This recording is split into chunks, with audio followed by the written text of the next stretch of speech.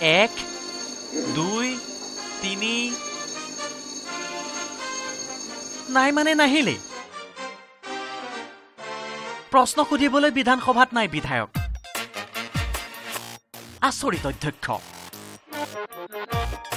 ঠিকই এজন দুজন নহয় 20টা মৌখিক প্ৰশ্নৰ 9টা প্ৰশ্ন সুধিবলৈ উপস্থিত নাছিল বিধায়ক বৃহস্পতিবাৰে 174 নম্বৰ প্ৰশ্নৰ পৰা আৰম্ভ হৈছিল সদন প্ৰথম প্ৰশ্ন আছিল বিধায়ক সাহাবুদ্দিন আহমেদৰ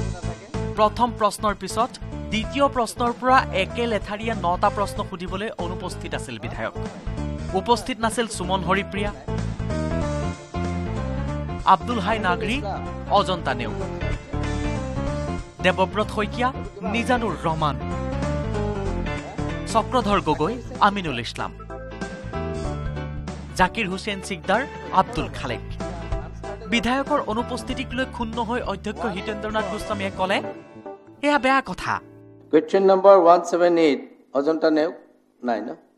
Question number 179 দেৱব্ৰত শইকীয়া খালেক ডাঙৰীক দিছে তেও নাই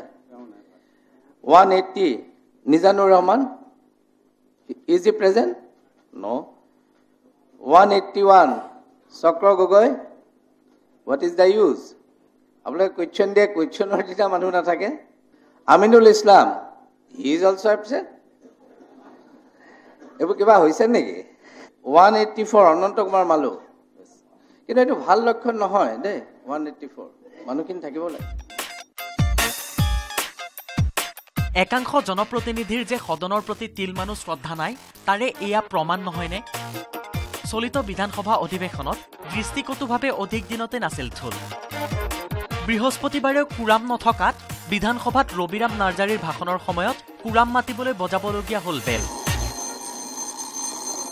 Question is over.